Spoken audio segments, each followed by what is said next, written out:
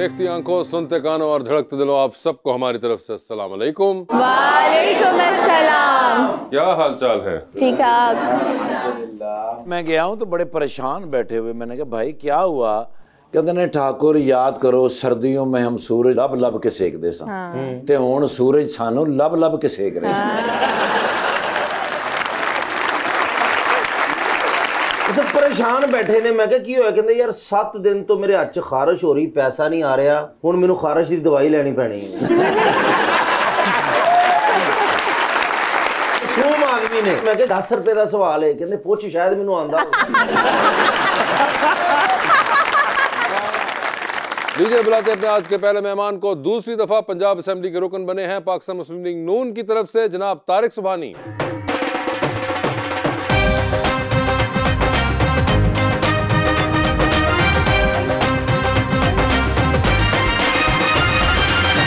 उनका साथ देने के लिए हमारी दूसरी मेहमान मॉडल नायाब एजाज।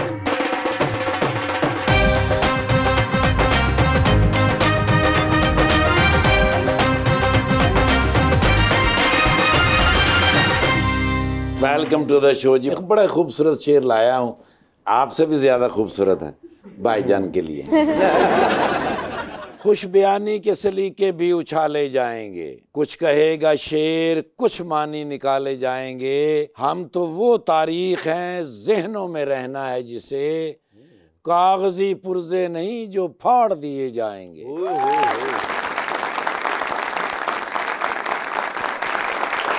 जुल्म की नहीं बात एहसास की है। Oh my God. बहू बहू करते हो हरकत सास की है। घर में अगर गिलास टूट जाए और खामोशी रहे तो समझ जाएं गिलास बेगम से टूटा है और गलती भी गिलास की है। तारिक साहब ये आखिरी शेर आपने बहुत एंजॉय किया। घर की कहानी है, घर में हर घर में यही होता है। अच्छा आपके यहाँ भी यही होता है, गिलास टूट जाए तो ऐसे ही होगा सर। कोई फायदा ना हुआ तारिक भाई। मैं सोचा था कि शायद को उम्मीद की किरण नजर आएगी। घर में किसी की कोई किरण नहीं चलती सर, घर में बेगम की चलती है। सर क्या हाल चाल है आपके? अल्हम्दुलिल्लाह। फिर से एक बार असेंबली में सर अल्हम्दुलिल्लाह। कैसा महसूस कर रहे हैं? बहुत अच्छा। और क्या तब्दीली लग रही है इस असेंबली में और उस असेंबली में जिसमें आप थे? उस असेंबली में और इससे ये फ़र्क है कि ये मैडम पहली खातून है जो वज़ीर आला पंजाब मुंतखब हुई हैं, और अल्हम्दुलिल्लाह उनकी डायरेक्शन ठीक है, विजन ठीक है, सही सिमत की तरफ चल रही हैं। और उन्होंने जो पहले 100 दिनों में जो टास्क जो सेट किए थे और अल्हम्दुलिल्लाह उस पर वर्किंग ऑन जारी है। इनकी विजन ज़्यादा अच्छी है या वो विजन ज़्यादा अच्छी थी जो 2013 से 2018 में थी? 2013 में भी मियाँ शहबाज शरीफ के साथ भी हमने काम किया, वो भी बहुत अच्छा उनका विजन था, नो डाउट। लेकिन अब क्या है सर, हम वापस भी जाना चाहिए? दसो। नहीं सर, वापसी वाला फिलहाल तो कोई प्रोग्राम नहीं। मैडम आपके क्या हाल है? मैं बिल्कुल ठीक हूँ, आप बताएं। बिल्कुल ठीक ठाक। आप ये बताइए कि क्या आपकी मुलाकात है तारिक साहब से? हम पहली बार मिल रहे हैं। पहली बार मिल रहे हैं। वैसे ही लग रहे हैं जैसे पॉलिटिशियंस होते हैं या कोई मुख्तलिफ लग रहे हैं? नहीं, वैसे ये बिल्कुल ठीक लग रहे हैं। ये बिल्कुल ठीक लग रहे हैं। तो बिल्कुल ठीक कौन से नहीं लगते? ऐसा कुछ नहीं है। ऐसा कुछ नहीं है? नहीं। मगर देखे बड़ी जबरदस्त लुक भी है तारिक भाई ने अपने। फुल एक रिचर्ड गियर भी लग रहे हैं, वो हल्के हल्के पंजाब असेंबली के। हॉलीवुड के एक्टर लग रहे हैं है ना, हॉलीवुड के एक्टर लग रहे हैं। और आपका हॉलीवुड से भी काफी ताल्लुक रहा उसके गिरदो नवा के अंदर। जी बिल्कुल। अमेरिका में पढ़ाई आपने की और उसके बाद आप वहाँ पे रहते भी थे। जी बिल्कुल। और नेशनैलिटी भी एक मिल गई थी जी जो कि आपने छोड़ ही दी। जी ऐसे ही है। क्यों? मेरे वालिद मोहतरम चौधरी अख्तर अली बरियो मरहूम, वो भी पॉलिटिक्स में थे। उसके बाद हमारी फैमिली की जो लेगेसी है, मेरे भाई करते थे, तो भाई बीमार हो गए, तो उसके बाद फैमिली ने मुझे ये जिम्मेदारी सौंपी कि आपने ये करना है, क्योंकि हमारी 30-40 साल से अवाम के साथ वाबस्तगी है, तो एक फैमिली रिलेशनशिप डेवलप हो गया हुआ है। तो उसकी वजह से मुझे उस वक्त बाई लॉ ये रिक्वायरमेंट थी कि हमें नेशनलिटी छोड़ना पड़ेगी अगर मैंने पॉलिटिक्स में इन होना है। तो मैंने इसको तरजीह दी, अपने अमेरिकन नेशनलिटी को नहीं देखा। आपको पहले नहीं आइडिया था कि you would end up in politics? No sir, never. मेरी कोई दिलचस्पी नहीं थी, कोई इंटरेस्ट नहीं था। मैं अमेरिका में सेटल था, मेरा अच्छा एक्सपोर्ट का बिजनेस था। तो एक बंदे की अपनी एक विश होती है, को फीलिंग्स डेवलप होती है कि मैंने ये काम करना है, लेगेसी को लेके चलना है। लेकिन somehow I don't know, मैं इसमें इंटरेस्टेड नहीं था। लेकिन अब मुझे जिम्मेदारी मिली है तो उसको आसान तरीके से निभाने। तारक भाई अमेरिका चेन्नई सेट सी कि इतवार वाले दिन अमेरिका दे विच ट्रंप बन के फिरदे थे। और वैसे एक चीज़ मुझे बड़ी, हम अक्सर कुछ दोस्त मिलते हैं जो इन्होंने अपनी नेशनैलिटीज़ छोड़ी होती हैं, तो ये नेशनैलिटीज छोड़ने में अमेरिकन को कभी ये ख्याल ना आया कि यार अगर ये वाला छोड़ है तो इस बंदे से पूछ लें, इसने किसी और को देनी हो तो इसके हिस्से किसी और को दे दें? नहीं सर, वो ऐसा नहीं, ऐसी उनकी कोई ऑप्शन नहीं है, वो ऐसा नहीं करते। मुझे पता नहीं है, अगर वो आप दोबारा भी लेना चाहे तो वो आपको भी दोबारा नहीं देते। वो कहते हैं कि वो बिल्कुल नहीं देंगे, वो तो कहते दोबारा आपने छोड़ी जो थी हमारी। वीजा देने में भी उनको बड़ी दिक्कत होती है। अच्छा, बड़े वीजा पे भी वो करते हैं? फिर यकीनन करते हैं, क्योंकि उनके लिए होता है कि ये इन्होंने हमारी नेशनैलिटी क्यों छोड़ रहे हैं। एक्चुअली तो इंसल्ट है ये। तो इसकी वजह से वो उनको बताया कि ये रीज़न है मेरी, मैं तो बहरहाल उन्होंने मेहरबानी की और मुझे दोबारा वीज़ा दे दिया। अच्छा। तो मुझे जाना पड़ता है क्योंकि मेरा एक्सपोर्ट का कारोबार है, तो इस सिलसिले में मुझे विजिट करना पड़ता है साल 2 साल के बाद। मगर आप अमेरिका जाते हैं? जी मैं जाता हूँ। नून लीग का कोई अद्धे अमेरिका जाते हैं, अद्धे लंदन जाते हैं। अब आप खुद जवाब दें, मैं कुछ नहीं कह रहा। वैसे आपको क्या पसंद है, लंदन या? नहीं सर, मुझे अमेरिका पसंद है। कई दफ़ा इत्तेफाक हुआ है जाने का विजिट के लिए, लेकिन मुझे नहीं वो पसंद है, मुझे अमेरिका ज़्यादा उससे बेहतर लगा। वैसे भी जब नून लीग हुकूमत में होती है तब अमेरिका पसंद होता है। लंदन दूसरे टाइम में जाना पड़ता है। अपोजिशन पसंद आता है, अपोजिशन गुजारने के लिए जाना पड़ता है। मैम आप वैसे वोटकास्ट करती हैं? हाँ जी, मैंने इस बार किया था वोटकास्ट। अच्छा, इस बार किया था, और जिनको किया था वो जीत गए? नहीं जीते थे। क्या वो शुरू से ही हार रहे थे या रात तक जीत रहे थे, सुबह हार गए, सुबह जीत रहे थे, दोपहर को हार गए? ऐसे ही हो रहा था कुछ कुछ। ठीक है, तो मुझे ये बताएं कि आप आज जो है हुकूमत से खुश हैं या नहीं? मेरा वैसे तो कोई पॉलिटिक्स के अंदर ज्यादा इंटरेस्ट नहीं है। ਅਸੀਂ ਕਦੋਂ ਕਿਹਾ ਤੁਸੀਂ ਕੱਲ ਇਲੈਕਸ਼ਨ ਤੇ ਖਲੋਣਾ ਹੈ? वैसे पूछ रहे हैं कि आपका पॉलिटिक्स में इंटरेस्ट नहीं है, मगर लिविंग इन पाकिस्तान में तो इंटरेस्ट है ना। और जो तमाम आप बजट आया है उसके अंदर जो जो कुछ हो रहा है तो वो आपके ऊपर भी गुजर रही है। मुझे बस एक ही चीज़ से मसला है कि रोज़ ना चीज़ें फ्लक्चर करी हैं। कभी किसी चीज़ की प्राइस बढ़ी है, कभी किसी चीज़ की प्राइस बढ़ी है, चीज़ों की प्राइस फ्लक्चर करी है। मेरा बस ये मसला है। बाय द वे, इसका सवाल किससे कर रहे हैं ये पहले बता दें? गवर्नमेंट से। गवर्नमेंट से? तो गवर्नमेंट साथ बैठी हुई तो करें आप खुल के, इसलिए तो मैं कह रहा था। देखिए, इंटरनेशनल प्राइसेस जो है ना वो फ्लक्चुएट करती हैं, तो जो ही वो इंटरनेशनल प्राइस में प्राइस बढ़ती है प्रोडक्ट की, स्पेशली पेट्रोल की, तो क्योंकि वो तो डॉलर पे मुनहसर करता है, तो उसकी वजह से फिर हमें भी थोड़ा सा प्राइस इंक्रीज करनी पड़ती है। जो ही हमें थोड़ी सी स्पेस मिलती है रिलीफ देने के लिए, तो हमारी गवर्नमेंट की कोशिश होती है कि हम पाकिस्तान की आवाम को थोड़ा सा रिलीफ दें, और पिछले 5-6 महीनों से वो दे भी रहे हैं। लेकिन एज ए कौम, हमारी कौम को भी सोचना चाहिए कि उसके हिसाब से प्राइसेस भी रिड्यूस करें। जो रिटेलर्स होते हैं, जो स्टोर ओनर्स होते हैं, वो भी आवाम का उतना ही दुख दर्द से शामिल हों, क्योंकि अभी गवर्नमेंट की ठीक है जिम्मेदारी है कि उस पर इम्प्लीमेंट करवाएं, लेकिन उसके साथ साथ एज ए कौम हमारी भी ये जिम्मेदारी है। फॉर एग्जांपल, हमारा पेट्रोल अगर कीमत बढ़ती है तो हम साथ ही किराए जो है ना वो तकरीबन 50 रुपये 100 रुपये बढ़ा देते, तो उस वक्त हम गवर्नमेंट के नोटिफिकेशन का इंतजार नहीं करते, हम फ़ौरन ही उसी दिन प्राइस बढ़ा देते। तो जब प्राइस रिड्यूस होती है तो उसके हिसाब से फिर उनको थोड़ा बहुत प्राइस भी रिड्यूस करनी चाहिए किराए में या किसी प्रोडक्ट में। भाईजान आप आए तो इसीलिए थे ना कि हर चीज़ कम होगी, लेकिन अब बढ़ रही है। अभी बजट के बाद थोड़ा सा इफेक्ट हुआ है, बस फिर याददाश्त वापस आ गई। नहीं, याददाश्त नहीं वापस आई, कुछ हालात होते हैं। मगर वैसे तारिक साहब, आपने 2013 से 18 तक के टाइम भी रहे हैं आप गवर्नमेंट में, ये वाला टेन्योर कुछ मुश्किल नहीं है? सर मुश्किल है, इसमें कोई शक नहीं है, डिस्पाइट द फैक्ट कि आपकी फेडरल में गवर्नमेंट भी है। जी बिल्कुल ऐसे ही है सर, उस वक्त भी थी हमारी फेडरल, लेकिन ये जो हालात उस वक्त सर सिनेरियो बहुत डिफरेंट था ना। इंटरनेशनल क्राइसिस अभी चल रहे हैं, आपको पता है कि रशियन वार चल रही है, उसके अलावा और बड़े इश्यूज हैं, उसकी वजह से जो प्राइस जो है ना ये थोड़ा सा पेट्रोल और डीजल स्पेशली, और IMF की जो सख्त कंडीशंस हैं उनको भी हमने साथ लेके चलना है।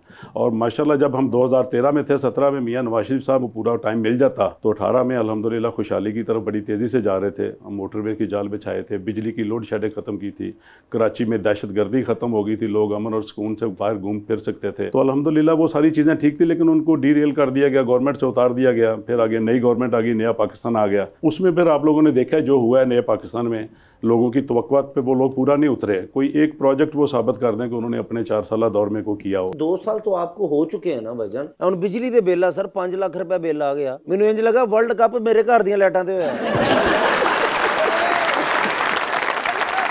ये वैसे देखिए, अब अवाम तो इसी तरह से रिएक्ट करती है। अवाम को वो गुस्से में है, इसमें कोई शक नहीं है, उनका गुस्सा जायज़ है, और गवर्नमेंट कोशिश कर रही है कि इनको मैक्सिमम रिलीफ दें, जैसे हमारी चीफ मिनिस्टर साहबा ने किया है। 200 यूनिट तक जो तबका है, जो पेइंग कैपेसिटी उनकी नहीं है, उनके यूनिट्स, उनको सोलर सिस्टम दे रहे हैं, कोशिश कर रहे हैं कि उनको फैसिलिटेट करें। मगर ये सारे के दरमियान में हमने सुना है कोई ग्लास ट्रेन भी चलाने लगे हैं, मरी से लेके पिंडी तक टूरिस्ट, उसके लिए ऐसा ये प्रोजेक्ट तो सोच है, मगर सोच तो चले, आप भी जानते हैं। लेकिन सर हमारे जो मसाइल है ना, पहले उनको देखना पड़ेगा। ये ट्रेन ज़रूरी नहीं है, ज़रूरी गरीब आदमी के रोज़गार है, देखें अभी आटा कम किया है, चीनी कम किया है, घी कम किया है, तो वो अभी गरीब आदमी पहले सोचता था 25-30 रुपए की एक टाइम की रोटी, वो एक खा के सोचने पड़ जाता था कि मैं दूसरी रोटी खाऊं या ना खाऊं। लेकिन अल्हम्दुलिल्लाह चले मैडम साहबा की, चीफ मिनिस्टर साहबा की काविश से वो रोटी 12-13 रुपए पे आ गई है। अब वो बंदा गरीब आदमी कम से कम खुद भी और अपने बच्चों को भी 2 टाइम की रोटी तो इज्जत से दे सकता है। तो मैं समझता हूँ कि ये ऐसे मनसूबे उन मुल्कों के लिए ज़रूरी हैं, वो कर भी सकते हैं जिनका रेवेन्यू ठीक है, जिनका रेवेन्यू ठीक है। हमारे वो मसाइल नहीं है सर, ट्रेन लानी नहीं, ट्रेन के लिए पूरी जो जमीन लेनी है उसके बाद सब कुछ करना। मैं इसके हक में नहीं हूँ, अगर मेरी गवर्नमेंट भी कोई प्रपोजल है, अगर हमें मौका मिला, मैं वो इसीलिए कह रहा हूँ सर, अगर मौका मिला तो हम कहेंगे कि ये प्रोजेक्ट ठीक नहीं है, सूटेबल नहीं है हमारे मुल्क के लिए। बड़ा मुझे लगता है शायद को 5वां साल होता और कुछ 4 साल बहुत जबरदस्त रिजल्ट आया हो। बस भाई कुछ चीज़ें ऐसी होती हैं जो मुल्कों के लिए आपको थोड़ा सा ना सेक्रीफाइस करना पड़ता है। मुझे याद है जब ये ट्रेन स्टेशन मेट्रो शुरू की थी मियां शहबाज शरीफ साहब ने, उस वक्त बड़ी तनकीद हुई थी। आज लाहौर के सबसे गरीब लोग जो होते हैं ना, वो 10 रुपए में या 20 रुपए में लाहौर के एक कॉर्नर से लेकर कसूर तक वो पहुंच जाते हैं। उसमें मैं नहीं सफ़र करता, ना कोई MP या MNA रोज़ सफ़र करते हैं, उसके लाहौर के शहरी सफ़र करते हैं। उन लोगों के लिए जो मोटर बाइक, एक तो वो ट्रैफिक पोल्यूशन कम हुई है, उसके अलावा लोगों के लिए आसानी पैदा हुई है। यकीनन उस पर भी बहुत खर्चा आया था, मैं उस टाइम भी था कि यार नहीं होना चाहिए था, लेकिन मैं समझता हूँ कि मुल्कों के लिए ये प्रोजेक्ट बहुत अच्छे होते हैं। उसके लिए कम से कम आपके पास कैपिटल जो है ना वो वाफर होना चाहिए। और स्लाइट डिफरेंस जो कि मेट्रो में या फिर ऑरेंज ट्रेन में है, वो ये कि वो डेली यूजेज की एक चीज़ है as compare to tourist attraction के तौर पर डालना। अगर जिस पॉइंट ऑफ व्यू से वो सोच रहे हैं टूरिस्ट के हवाले से, एक बिग इंडस्ट्री है टूरिस्ट की, मगर अगर वो भी हमारे मुल्क में अल्लाह ताला ने हमें इतनी खूबसूरत मुल्क दिया हुआ है कि उसमें इतने चौम है टूरिज्म में, अगर उनको डेवलप किया जाए तो यकीनन हमारा वो मसाइल जो है ना रेवेन्यू के, वो भी ठीक हो सकते हैं। वैसे भाई मेट्रो बस दे विच चढ़े थे उन्होंने ला दिता, क्यों उत्थे चढ़ के दाल बेचन लग पे। ਉਹਨਾਂ ਚੀਜ਼ਾਂ ਉੱਥੇ ਨਹੀਂ ਵੇਚਦੀਆਂ ਹੁੰਦੀਆਂ, ਇੱਥੇ ਜਿੰਨੀ ਮਰਜ਼ੀ ਵੇਚੋ ਇੱਥੇ ਵਿਕਦੀ ਤੁਹਾਡੀ। ਇੱਥੇ ਮੇਰੀ ਕਾਮੇਡੀ ਵਿਕ ਰਹੀ, ਮੈਂ ਦਾਲ ਕਿਉਂ ਵੇਚਾਂ? ਛੱਡ ਕੇ ਪੁੱਛੋ, ਤੁਹਾਡੀ ਕਾਮੇਡੀ ਦਾਲ ਬਰਾਬਰ ਹੀ।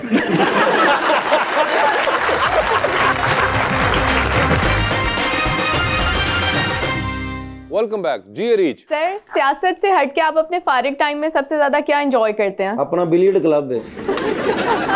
अरे यार उनको बताने दो यार। सर सियासतदानों के पास टाइम होता ही नहीं है। होता होगा यार, कोई तो हॉबी होती होगी, कोई मुश्किल। ऑनेस्टली क्या बताऊं, हमारे पास टाइम ही नहीं होता।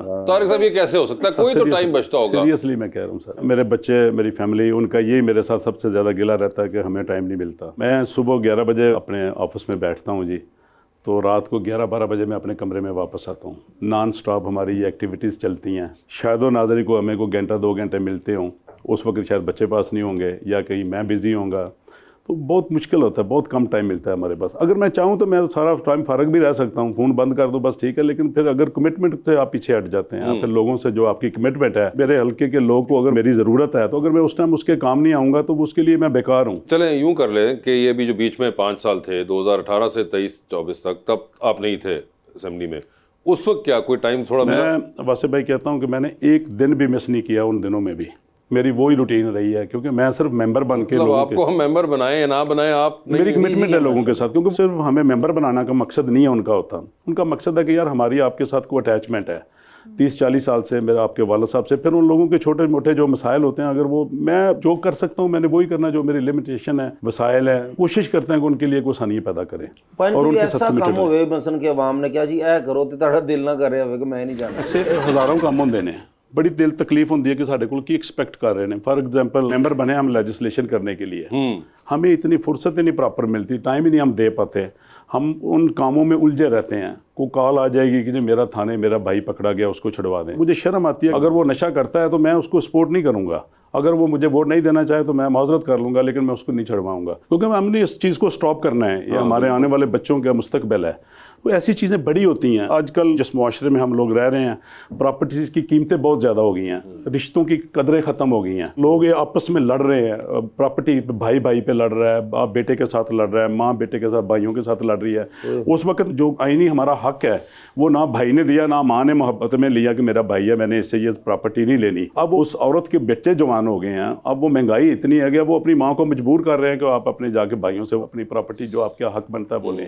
उसकी वजह से लड़ाइयाँ फसाद इतने हैं कि हम उन कामों में उलझे रहते हैं सारा दिन। बिल्कुल, ये तो एक बड़ा लम्हा फिक्री है, सोसाइटी हमारा जो हाल हो चुका हुआ है वो, और उसमें बहुत से फिर आंसर आए थे लिविंग बियॉन्ड मीन्स, जो कि बहुत बड़ा वो है कि हर बंदा 2 फ़ोन कैरी करता है, उसकी हैसियत नहीं, उसको ज़रूरत ही नहीं है। 2 सिमें होंगी कम से कम, 4-4 सिमें उसने रखी हुई हैं। तो नयाब आपके पास कितनी सिमें? एक ही।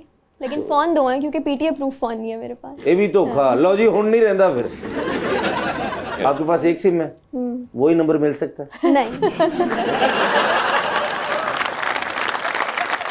आपने उनका नंबर क्या करना है? वैसे मैं बैलेंस करके देना।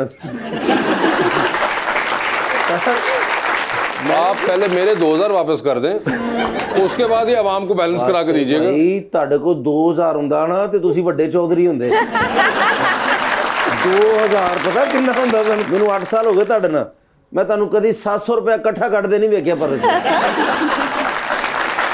क्योंकि मैं नयाब का फैन हूँ, मैं उनको देखता रहता हूँ, तो इतनी प्यारी है माशाल्लाह ये।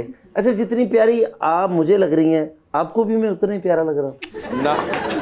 नयाब 2 आप इधर आ जाए फिर। आप आ जाए। मैं तो अपने तरफ से बता रहा हूँ ना, यहाँ से आप कैसे लग रहे हैं? यहाँ से आप मुझे भी वैसे ही लग रहे हैं जैसे मैं आपको लग रहा हूँ। ये आप पता कर लें, शायद उधर से तो बेहतर लग रहे हो। क्योंकि जो कहते हैं, मैंने सुना कि खूबसूरत लड़कियाँ झूठ नहीं बोलती। अच्छा तो अब बताएं मैं आपको कैसा लगता है? आप यहाँ से बेहतरीन लग रहे हैं।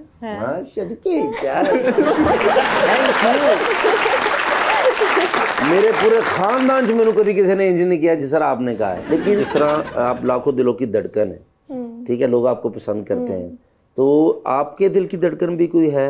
नहीं। अगर हुआ तो कैसा होगा? फिलहाल तो मैं इस बारे में नहीं सोचती। आज सोच ले, आपको आपकी अम्मी की कसम। आज सोच कैसा होगा? इखलाकन अच्छा। इतने पूरे मुंडियां कुड़ियां जो मेरे तो ज्यादा कोई नहीं। इखलाकन अच्छा। इखलाकन भी। और पंजाबी होना चाहिए। लो पंजाबी 8 साल तो कहते उर्दू बोलिया कर, मैं पंजाबी बोल रही हूँ। इससे अच्छी बात ही कोई नहीं। और मेरी उम्र का होना चाहिए। कितनी आपकी एज माशाल्लाह? सच बताना। मैं 22 साल की हूँ। आप मुझसे 2 साल बड़ी हैं। तो चलो आपकी एज का होना चाहिए। मेरे ख्याल से यही सबसे मेन चीज़ है जो मुझे चाहिए। एज। हाँ। साथ आपने कहा इखलाक अच्छा होना चाहिए और पंजाबी होना चाहिए। पंजाबी फ्लुएंट होनी चाहिए। ये कोई खास वजह है? बड़ी अरसे बाद मैंने कोई इस किस्म की डिमांड सेट सुना है। बस अच्छी लगती है इस वजह से। मैं खुद भी पंजाबी हूँ, मेरे घर में भी सब पंजाबी बोलते हैं। ओके। तो अगर कोई और हो, कोई सिंधी हो, पठान हो और पंजाबी सीख लें, वो आपको सुनने में अच्छी लगती है ना? हाँ बेहतरीन है। हाँ तो फिर ऐसा भी तो हो सकता है ना? हाँ पंजाबी आनी चाहिए। मेरे कुछ दोस्त है उन्होंने पंजाबी सीखी है, तो इंज लगता मायरा खान बोल रही।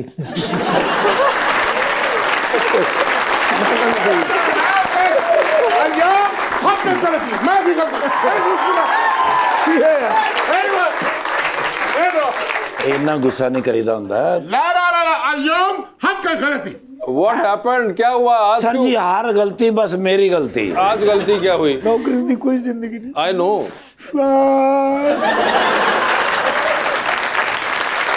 What happened? मालक का भी कसूर होवे तो नौकर तो ही पैंदा सर। नहीं मगर हुआ क्या? या चौधरी قبل بضعة الأيام تم بيع عدد 10 करोड़। ए गल सी। ये क्या था? नहीं वो कह रहे हैं आपको पता तो है कराची में कोई नंबर बिका है सर 1 करोड़ रुपए का। ला ला 10 करोड़। 100 करोड़ का। 10 करोड़। 10 करोड़ का। 10 करोड़ का। हाँ बहुत बिके हैं नंबर्स वहाँ। अयवा قلت إنني أريد أيضا بشريا في هذا الرقم الجديد। तो पता जिद्दी तो है ही नहीं। I know। सर कम से कम मशवरा करके चलना चाहिए। पाकिस्तान हैगा हर गल मुमकिन नहीं होंगी। ओके। मैंने कहते जी मैं भी एक नंबर लेना स्पेशल, मेरे नाल कराची चल। ठीक है। उथे चले गए हैं सर। हाँ। कर लें। अयवा كن على استعادة فلوس أي ثمن لهذا الرقم। इन्होंने कहा जी पैसे की गल ही कोई नहीं, जिन्ने मर्जी पैसे ले लो लेकिन मेरी मर्जी का मैंने एक नंबर दे दो। ओके। अयवा उन्होंने कहा ठीक है सर। हाँ। फिर गए ने उन्होंने कंध विच जाके इन्होंने नंबर दसिया। हाँ। बस फिर मैं सा ते सी उन्होंने कुंडियां ला लिया अंदरों जी सर, प्रणालियां दे विच उन्होंने कपड़े दे दिते ताकि मैं भी ना निकल सका। أنا أقول خذ 10 करोड़। कहंदा जी 10 करोड़ ले लो मैंने नंबर दे दो। वो कलाम ला। मारो ना। वो कहंदे जी नहीं। أنا أقول 20 करोड़। कहंदा जी 20 करोड़ ले लो सानू मारो ना साडा नंबर दे दो। अयवा वो ना أنا أقول 30 करोड़। अखीर कहंदा जी 30 करोड़ रुपया मैं तुहानू दे देंगा। 30 करोड़ जी सर। अयवा वो اضرب على طول। फिर भी नंबर नहीं दिया? ما في واحد أنا آخر شيء أنا أكلم 1 مليون रुपया والساعة معك وبرج الخليفة। कहंदा जी सोने की घड़ी भी मैंने उन्होंने कहा ले लो, 100 करोड़ भी ले लो, बुर्ज खलीफा भी लिखा लो, सानू नंबर दे दो। 100 करोड़ और जी बुर्ज सर, खलीफा ही दे दिए। फलूस माफी मुश्किल या चौधरी इंत मालूम बहुआ मा आदत। बस कहता पैसों की तो कोई फिक्र ही नहीं सी, भावें 100 करोड़ भी मंग लेंदे, लेकिन नंबर उन्होंने सानू नहीं दिता। इस गल का बड़ा अफसोस। मगर ऐसा क्या ਕਿਹੜਾ ਨੰਬਰ ਸੀ ਜਿਹੜਾ ਤੁਹਾਨੂੰ ਦੇ ਹੀ ਨਹੀਂ ਰਹੇ? ਇਹ ਹੋ ਹੀ ਨਹੀਂ ਸਕਦਾ ਜੀ। अरबी नंबर 804।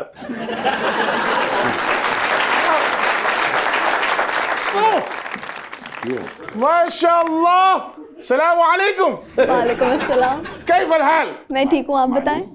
هو معلوم عربي। ايوه تعرف शेख वजन बिन जर्रा मिडल ईस्ट के शेख है। मेरा नाम अजफर बिन वड़ैच, मैं साहिवाल दा। السلام عليكم।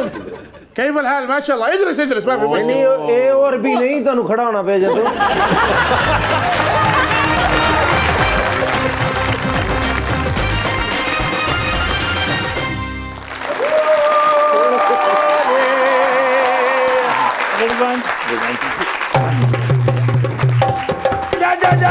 बड़ी बाजी फिर मेरे ख्वाब आ गए। बड़ी बाजी मलका एलिज़ाबेथ टेलर साहबा। एलिज़ाबेथ टेलर नहीं थी वो। हाँ एलिज़ाबेथ साहब मैंने कहते हैं जब से मैं और बड़े मियाँ साहब लंदन से गए हैं तुम आते ही नहीं हो।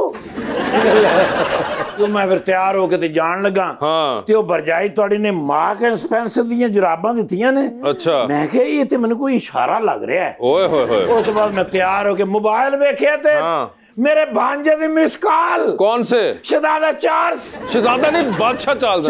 चार साहब दी कॉल ते नाले व्हाट्सएप दे उत्ते हल्का जिहा मैसेज ते लिखिया मामू मिस यू अ लॉट। ओए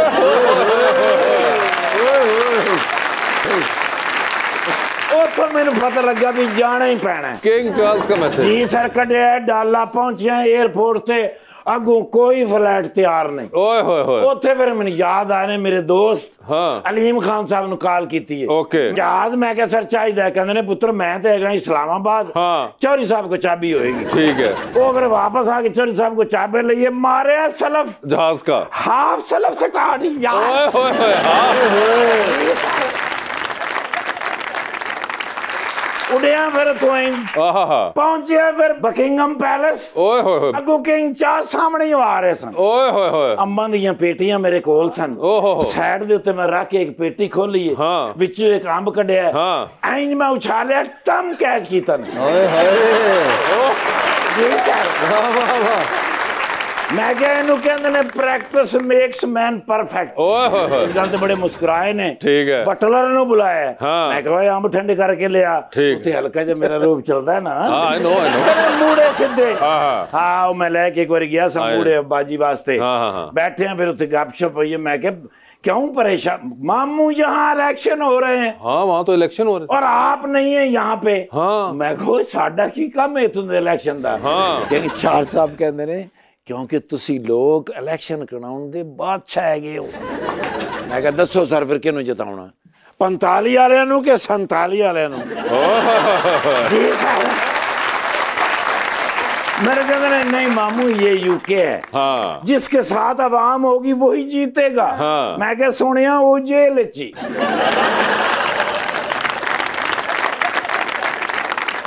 मैं काफी इन्हू बराबर कीता है। अच्छा। मैं क्या डोंट यू वरी बिल्कुल टेंशन न ले। ठीक है। सारा मामला ठीक हो जाएगा। इन्नी देर में फिर बटलर ले आया अंब कट के ठंडे। हाय हाय हाय। ओए मैं आप हाई करके सर आम खाना कोई आम कम थोड़ी है। I know। कहते ने मामू मैं नहीं आपसे बोल। क्यों? मैं क्या क्यों की होया है? हाँ। कहते ने कच्ची लस्सी तो लाए नहीं। ओए होए होए होए। जी सर ओ मैं क्या मेरे बच्चे छड़ कच्चियां लस्सियां नो। हाँ। तू आम खा। ओए। जी सर। ओ सुभानी साहब मेरे बेस्ट फ्रेंड माशाल्लाह सियालकोट जदों भी गए हैं। हाँ। नहीं लभे। अच्छा। जी सर क्योंकि वो सियासतदान फैमिली है जेडे घर च बहिंदे ने। हाँ। सर अपने हल्के च रहना। अच्छा। हल्के हल्के बंदियां नूं पुछना है। गपशप लानी है उन्हां दे मसाइल पुछने ने ते हल करने ने माशाल्लाह। गुड। एम्स्टरडैम जदों गए ने ते नाल कौन सी? कौन सी? मैं तुहानूं पुछ रहा तुसीं मैनूं पुछ रहे। बोली आप एम्स्टरडैम साथ सर यूएई यूएसए यूके जिथे जिथे भी गए ने। हाँ। हल्का जा व्हाट्सएप मैसेज कितने दे मैं पहुंचे हैं। ओए होए। माशाल्लाह सेकंड टाइम जितने पूछो क्यों क्यों मैं नाल अच्छा ਤੇ ਤੁਹਾਨੂੰ ਪਤਾ ਫਿਰ ਜਿਹਦੇ ਨਾਲ ਅਸੀਂ ਹੋਈਏ हाँ ਜਿੱਤੇਗਾ ਉਹੀ हाँ ਸਰ ਜੀ ਮਾਸ਼ਾਅੱਲਾ ਤੇ ਹੁਣ ਕੋਈ ਪ੍ਰੋਬਲਮ ਕੋਈ ਮੁਸ਼ਕਲ ਹੋਵੇ ਤੁਸੀਂ ਮੈਨੂੰ ਨਹੀਂ ਦੱਸਣਾ क्यों ਕਿਉਂਕਿ ਹੁਣ ਤੇ ਐਮਪੀ ਹੋ ਗਏ ਨਾ अच्छा अच्छा ठीक ਹੁਣ है ਤੇ ਇਹਨਾਂ ਦੀ ਡਿਊਟੀ ਨਾ ਸਰ ओके ਤੇ ਮਾਸ਼ਾਅੱਲਾ ਸਭ ਠੀਕ ਜਾ ਰਿਹਾ ਸਰ ਕੋਈ ਮੁਸ਼ਕਲ ਪਰੇਸ਼ਾਨੀ बहुत शुक्रिया ਲੱਤਾਂ ਮੇਰੀਆਂ ਕਿੱਥੇ ਨੇ ਮੈਂ ਕਹਿਣਾ ਸੀ ਮੇਰਾ ਫੋਨ ਕਿੱਥੇ ਉਹ ਮੈਂ ਲੱਤਾਂ ਮੈਂ ਕਿ ਯਾਰ मैं भाईजान नाल फोटो लेने क्योंकि काफी अरसे बाद आए ने ओ मेरा बच्चा मॉडल हैं हाँ नायाब जी जी सर आजकल नायाब ने अच्छा माशाल्लाह है इसलिए मॉडलों ਦੇ ਵਿੱਚੋਂ ਬੜਾ ਨਾਮ ਬਣਾਇਆ ਹੈ हाँ ਕੀ ਨਾਮ ਬਣਾਇਆ नायाब नायाब सर जी माशाल्लाह can I have one selfish please selfish नहीं selfie I am sorry social media ਤੇ ਰਹਿਣਾ ਵੀ ਬੜਾ ਮੁਸ਼ਕਲ ਹੈ अच्छा भाईजान ਤੁਹਾਡੇ ਨਾਲ ਇੱਕ ਫੋਟੋ ਲੈਣੀ मेरे साथ क्यों सर जी बड़ी जरूरी ਤੁਹਾਡੇ ਨਾਲ फोटो ਲੈਣੀ क्योंकि मैं रोज एक फोटो डिलीट करनी ਹੁੰਦੀ है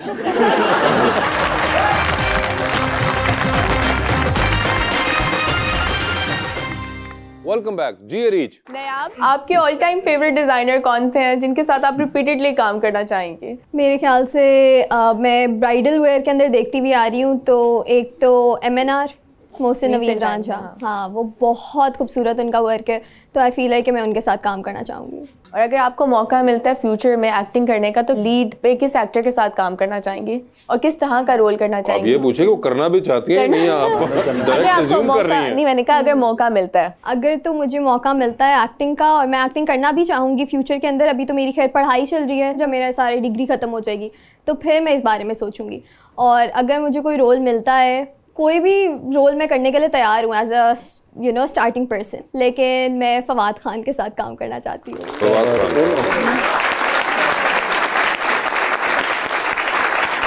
लेकिन उनकी एज भी 22 साल नहीं है। एक्टिंग करनी है उन्होंने भाई।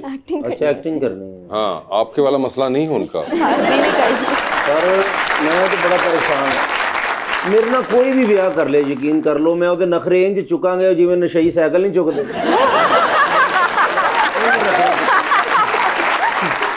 मैं इन्ने नखरे चुकांगा, यकीन कर। गल अगे वध गई है। हथियार डाल दिए उन्होंने। जी मैडम प्लीज।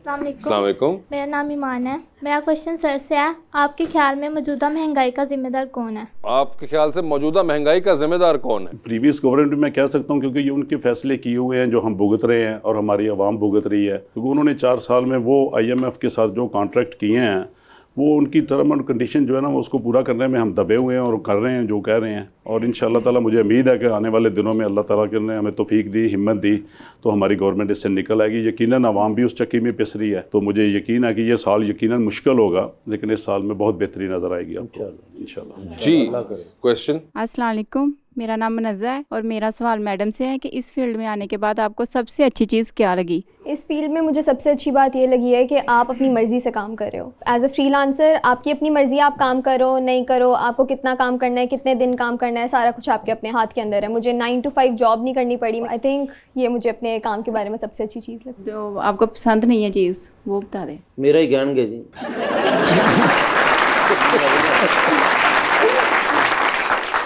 Ji question. मेरा नाम महविश है, मैं शेर सुनाना चाहूंगी आपको। शेर किन का है पहले ये बताइए? ये मेरी मम्मा ने लिखा है। आपकी अम्मी ने शेर लिखा है? जी जी जी प्लीज बताइए फिर से।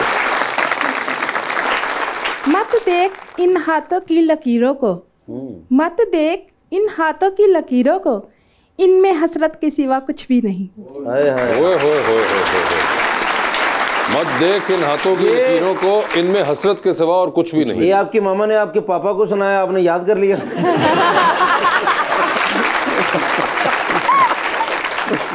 जी कौन है नेक्स्ट? अस्सलाम वालेकुम, मेरा नाम शम्स है और मेरा सर से ये सवाल है कि जिस हिसाब से अवाम पर टैक्सेस लगाए गए हैं, जब अवाम ये टैक्स पे करेगी तो हुकूमत का इरादा है कि उनको उसकी ज़रूरत पूरी करने के लिए उनको कर्जे दिए जाएं। स्पेशली यूथ को मैं मुखातब करके कहना चाहता हूँ कि गवर्नमेंट ने यूथ के लिए बड़े अच्छे प्रोग्राम लेके आए हैं। फॉर एग्जाम्पल उन्होंने अगर कोई कारोबार करना है तो वो उनको इंटरेस्ट फ्री लोन दे रहे हैं। उसके बाद जो लोग जिनके पास 2 मरले की बात कर रहा हूँ, कनाल की भी नहीं बात कर रहा हूँ, उनके लिए गवर्नमेंट पंजाब ने जो स्कीम निकाली है कि हम उनको 20 लाख रुपया 15 लाख रुपया विदाउट इंटरेस्ट हम कर्जा देंगे ताकि वो अपने घर बना सके, ताकि उसमें अपने बच्चों को। और ये कब से है सर? ये इफेक्टिव है सर, शुरू हो गया सर। ये बहुत बड़ा एक अच्छा पैकेज है गवर्नमेंट अपने यूथ के लिए। जैसे मैंने कहा है कि ई बाइक्स वो दे रहे हैं यूथ के लिए, बच्चों को, ताकि वो उनको ये आजकल पेट्रोल और डीजल से उनको जान छुटकारा मिल जाएगा और वो ई बाइक यूज़ करेंगे। वाईफाई दे रहे हैं, लैपटॉप हम दे रहे हैं, लैपटॉप होंगे तो वो आला तालीम हासिल कर सकेंगे। फिर स्कॉलरशिप दे रहे हैं यूनिवर्सिटीज़ में बच्चों को, जो बच्चे हैं इनको जितना फैसिलिटेट करेंगे ये काम है, क्योंकि इन पर इन्वेस्टमेंट करना यही रिटर्न है हमारा और मुस्तकबिल है हमारे पाकिस्तान का।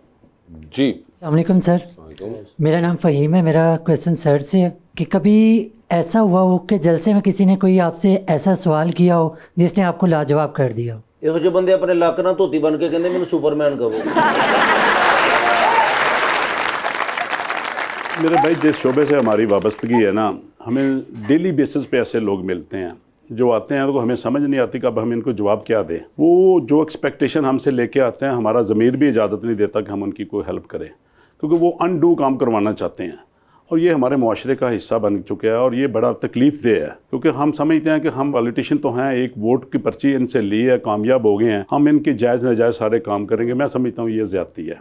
ठीक है, नाजायज़ काम में उनकी हेल्प हम ज़रूर करेंगे, लेकिन कुछ काम ऐसे हैं कि वो उनको कहते वक्त भी सोचना चाहिए कि यार हम ये क्या काम लेके जा रहे हैं। लेकिन इधर कोई बंदा नहीं सोचता, इधर बंदा इंडिविजुअल अपनी सोच उसकी होती है कि बस मेरा काम होना चाहिए, तो बड़ी तकलीफ होती है। फिर उनको गुस्से से कह भी नहीं सकते, प्यार से उनको कन्विंस करते हैं कि भाई ये आपकी डिमांड गलत है, आप काइंडली मेहरबानी करें, इसको कोई वे आउट और निकालें। मैं एक एग्जांपल सर आपको कोट करना चाहता हूँ। मेरे पास एक बच्चा आया कुछ आज से कोई 2 साल पहले या 3 साल पहले की बात है। वो कहता है जी मुझे आप जॉब लगवा दें। मैंने कहा यार मैं नहीं कर सकता, मेरिट सिस्टम है, तो आप अप्लाई करें बेटा, आपको जॉब ज़रूर मिलेगी। सरकारी जॉब चाह रहा, सरकारी जॉब चाह रहा। ओके। मैंने कहा यार ऐसा नहीं हो सकता, अब हमारी इन्वॉल्वमेंट ख़त्म हो चुकी है। अब जो बच्चे बच्चियाँ हमारे मेरिट पे डिजर्व करते हैं, फर्स्ट कम फर्स्ट सर्व, उनको जॉब मिलेंगी। तो मैं कहता नहीं सर मैं तो आपसे लेनी है। मैं कहा यार मैं दे ही नहीं सकता, मेरे इख्तियार में ही नहीं है, मेरी ये जॉब ही नहीं है। पहले होता था, आज से 10 साल पहले 20 साल पहले। काइंडली मेहरबानी करें, जितना आप टाइम मेरे पीछे आप लगा रहे हैं ना, इतना टाइम आप फोकस करके अपने टेस्ट की तरफ तवज्जो दें और अपना टेस्ट में अपीयर हों और कोशिश करें, इंशाल्लाह ताला आपको जॉब मिलेगी। सर वो बंदा मेरे पास साल एक आया नहीं है। उसके बाद जब वो आया तो वो मिठाई का डब्बा लेके मेरा शुक्रिया अदा करने आया कि आपने मुझे सही डायरेक्शन पे लगा दिया। मैंने मेहनत की, मैं सिलेक्ट हो गया और मुझे मेरिट पे जॉब मिल गई। वाह वाह वाह वाह। अगर मैं भी उसको बत्ती पीछे लगाए रखता तो उसको कहता जी ठीक है मैं करवा दूंगा, मुझे तो पता है कि नहीं होना। तो मैंने उसको फर्स्ट डे उसको बता दिया कि बेटा ये आप गलत रॉन्ग डायरेक्शन पे चल रहे हैं, आप अपनी डायरेक्शन ठीक करें, आप मेहनत करें और इंशाल्लाह ताला आपको मिलेगी ये जॉब। और उसको मिली है। और ऐसी हज़ारों एग्जाम्पल्स हैं जिन लोगों को डायरेक्शंस दी है। मेरी ये आपके तवज्जो से यूथ से ये गुजारिश है कि आप किसी पे ना डिपेंड करें, आप भरोसा करें अपने अल्लाह ताला पे। और ये शॉर्टकट पे भरोसा ना करें, आप अपनी मेहनत पे भरोसा करें, आप मेहनत करेंगे और इंशाल्लाह ताला रोजगार जो है ना वो आपके कदम चूमेगा इंशाल्लाह। हुकूमत नूं ना कहो कि महंगाई घट करो, आप मेहनत करो। नहीं ये मेहनत जितनी होगी, ये भी एक है कि हुकूमत को तो वैसे ही करना है, वो तो क्रिटिसिज्म में रहेंगे, मगर खुद की भी मेहनत एक चीज़ है। और कई चीज़ों में हमें खुद भी, एक बड़ा आम छोटी सी बात है, लोगों को बहुत बुरी भी लगेगी, मगर मैं अक्सर कहता हूँ कि ये अक्सर हम रोते हैं कि जी सुबह आप 10-11 बजे तक आप दुकान नहीं खोलते, फिर आप कहते हैं रात 10-11 बजे तक हमने चलाना है। ताजर कहते हैं कि भाई आपके क्लाइंट ही उस वक्त आना शुरू होते हैं। अब अगर हमारा अपना ही सिस्टम पूरा ख़राब हो चुका है, और मैं बात कर रहा हूँ कंज्यूमर की, एक आम इंसान की, कि जो कि इज्यूम कर चुका है कि उसने सुबह उठ के जल्दी नहीं कुछ काम शुरू करना, तो ये हमारा भी कसूर है। फिर हमारे से देखते हुए वो ताजर भी फंस जाता है। तो अब ये तो सोसाइटी का मसला ना, इसके अंदर हुकूमत कुछ नहीं कर सकती। पूरी दुनिया में मैंने कहा जी आपने देखा सुबह 9 बजे मॉल खुल जाते हैं, शॉप्स खुल जाती हैं। पहले सर इतना लोग तो शाम को 6 बजे 7 बजे बंद हो जाते हैं। बिल्कुल हमारे मुल्क में ऐसा है कि अगर मैं कहता हूँ अगर कोई नई कंज्यूमर आता ना आए, 1 महीना नहीं आएगा, उसकी जरूरत होगी वो जरूर उठ के आएगा, उसको पता होगा कि शाम को 7 बजे शॉप बंद हो जाएगी। अभी कोरोना के दिनों में ऐसा हुआ है, लोग भागवा के जाते थे, सुबह पता था कि शॉप नहीं खुलनी है इसके बाद। तो इसलिए थोड़ा सा इस पर सख्ती करनी चाहिए और हमें भी तौबन करना चाहिए। अगर थोड़ा सा गवर्नमेंट करती है तो ताजर बरादरी हड़ताल करना शुरू कर देती है और सबसे महंगी बिजली वो शाम को यूज करते हैं, जो कि अल्लाह ताला ने जो रोशनी दी हम उसको यूज करने से सनलाइट कंजम्पशन है नहीं हमारी, हम उस पर रिलायंस ही नहीं है। तो हमारी जो अखलाकी जिम्मेदारी है हम वो भी अदा करें और ये मुआशरे की भी है, नॉट सिर्फ कि सिर्फ ताजर बरादरी को आप कहें, हमारे ऊपर है कि हम लोग खुद अपना सेट नहीं करेंगे। रात को 12-1 बजे हमें भूख लग जाती है, हम रात को 12 बजे डिलीवरियां आ रही हैं, सुबह 4 बजे डिलीवरियां आ रही हैं। जी डिलीवरियां आ रही हैं माशाल्लाह, वो एक अलग। और फिर बाद में कहते हैं ये मोबाइल ने तो तबाही कर दी है सर, हमारी मोबाइल ने आपको तबाह कर दिया और आप उसको कंट्रोल ही नहीं कर पा रहे। आपके कंट्रोल में नहीं है मोबाइल, हम सब मोबाइल के कंट्रोल में है। आप भी कभी रात 3-4 बजे को पिज्जा पुज़ा मंगवाती हैं फोन करके? ऐसे ही है, ये तो मेरी जो जनरेशन है उसके रूटीन की बात है कि रात में जागना ही जागना है, पता नहीं नींद नहीं आती। पिज़्ज़ा भी मंगवाती हूँ। हर आजकल के बच्चे बर्गर मंगवा दे, शवारमा मंगवा दे, पिज़्ज़ा मंगवा दे हैं ते माँ प्यो भी कहते हैं फौरन हम मंगवा दे, बेटे को भूख लगी जल्दी आ जाए हैं। साढ़े वारी कलेजे च लत्त पैंदी है ते साग धुप्पे बह के बनाया मैं सारी दिहाड़ी ते तैनूं पिज़्ज़ियां दी पई है। वो वक्त ही और थे, मगर खैर वैसे ये खुद कंट्रोल करने वाली बात है। फिर बाद में डाइटिंगें कर रहे होते हैं कि जी मोटे हो गए हैं और मुसीबत पड़ी होती है हमें, तो बहुत सी चीज़ें हमें खुद भी अपने बारे में देखनी और जाननी है। जी अस्सलाम वालेकुम, मेरा नाम मोहम्मद ज़िशान असगर मुग़ल है। तो मेरा सर से क्वेश्चन है कि अगर आपको ऑप्शन दी जाए तो आप पीटीआई के किस कैंडिडेट को अपनी पार्टी में शामिल करना चाहेंगे? अच्छे लोग हैं पीटीआई में, ऐसी कोई बात नहीं है कि मुझे स्पेसिफिकली मैं नाम नहीं लेना चाहता, फिर वो काम ख़राब हो जाएगा, लेकिन बहुत अच्छे लोग हैं। लेकिन एक बंदा जो आप कहते हैं कि आ जाए हमारी पार्टी में और मुझे भी पीटीआई में ले जाए आगे, उस्मान डार पे डालें ताकि सियालकोट तो कवर हो। कोई एक नाम, शाह महमूद कुरैशी साहब। शाह महमूद कुरैशी साहब सीनियर पॉलिटिशियंस हैं, यकीनन उनके आने से बेहतरी आएगी। ठीक है, और नाम आपको दे दिया कि शाह साहब का। जी अस्सलाम वालेकुम, मेरा नाम तारिक महमूद है। सर मैं आपका प्रोग्राम बड़े शौक से देखता हूँ, कैलीग्राफर हूँ, आपके लिए एक गिफ्ट लाया हूँ छोटा सा। मेरे लिए गिफ्ट लाए? हाँ जी। अरे तारिक साहब इसकी क्यों आपने यार, ये आप दिखाइए, माशाल्लाह जबरदस्त। ये देखिए, ये आपने अपने हाथ से किया हुआ है, क्या बात है। तारिक साहब बहुत बहुत जी। आप अस्सलाम वालेकुम, मेरा नाम मेहरबानो है और मेरा जो क्वेश्चन है वो मैम से है कि आपको पाकिस्तान में सबसे फेवरेट फेस्टिवल कौन सा लगता है? पाकिस्तान के अंदर अभी रिसेंटली कुछ सालों में मैशन बाज़ार होना शुरू हुआ है। मैशन बाज़ार होता है रेस कोर्स के पास, पोलो ग्राउंड है, पोलो ग्राउंड के अंदर होता है। और मैशन बाज़ार के अंदर पाकिस्तान के सारे लोकल बड़े छोटे सारे ब्रांड्स आते हैं, जो ब्यूटी ब्रांड्स हैं, खाने पीने की चीज़ें हैं, बहुत ज़्यादा लोकल ब्रांड्स आते हैं ताकि हम लोकल बिज़नेस को सपोर्ट कर सकें। तो आई फील है कि मैशन बाज़ार जो है वो एक बहुत अच्छा इवेंट है और वहाँ पे फैमिली गैदरिंग्स हैं और फैमिली वाला माहौल है, तो वो इवेंट बहुत अच्छा है, सबको अटेंड करना चाहिए और सपोर्ट लोकल बिजनेसेस।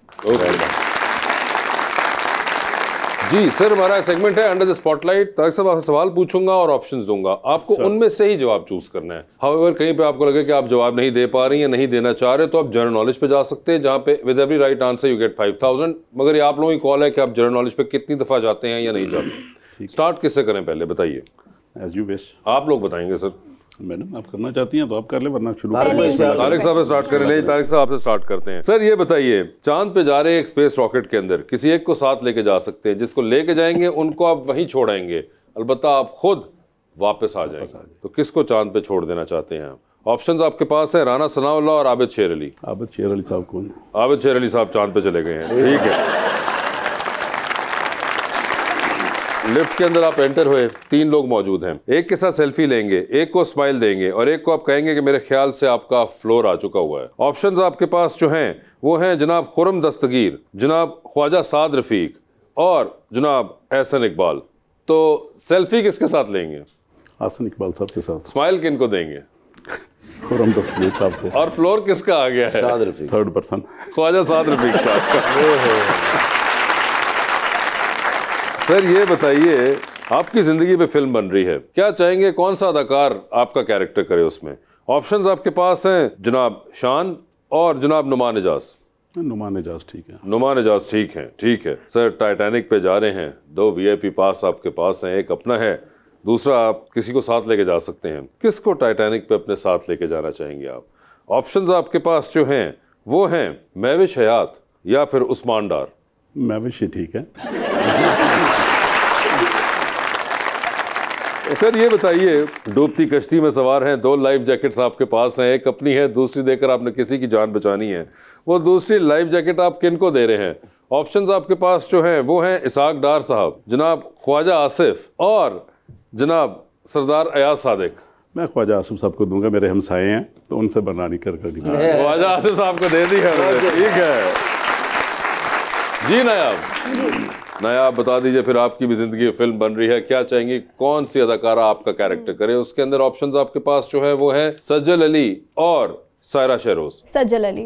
ये बताइए मैडम, लिफ्ट के अंदर एंटर हुई, 3 लोग मौजूद, एक के साथ सेल्फी, एक को स्माइल और एक को कहना है कि मेरे ख्याल से आपका फ्लोर आ चुका हुआ है। ऑप्शंस आपके पास हैं हुमायूं सईद, हमजा अब्बासी और अदनान सदीकी। तो सेल्फी किसके साथ है?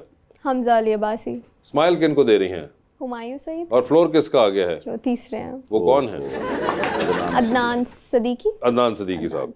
ये बताइए, चांद पे जा रही हैं, किसी एक को साथ लेके जा सकती हैं, जिसको लेके जाएंगी उनको वहीं छोड़ेंगी, अलबत्ता आप वापस आ जाएंगी। किसको चांद पे छोड़ देना चाहती हैं? ऑप्शंस आपके पास जो है वो है फहद हुसैन और मोहसिन नवीद रांझा। फहद हुसैन। फहद हुसैन चले गए। ये बताइए मैडम, टाइटैनिक पे जा रही हैं, 2 VIP पास हैं, किसको साथ लेके जाएंगी और क्यों? ऑप्शंस आपके पास जो है वो हैं मौलाना फजलुर रहमान और जनाब उस्मान बुज़दार।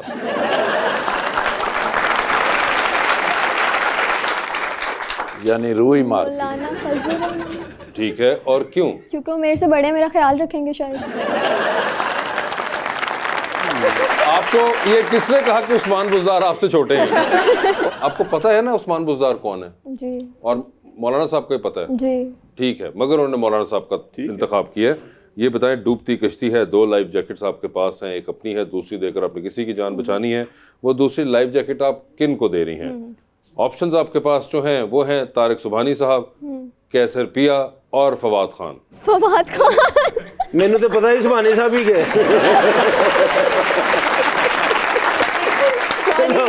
नवा सूट पाके सियालकोट आए सन, तुसी भी मेरे पर गए होगे। Tariq sahab, thank you so much being on the show. Nayab, आपका बहुत बहुत शुक्रिया, बेस्ट ऑफ लक और बहुत बहुत शुक्रिया। Thank you.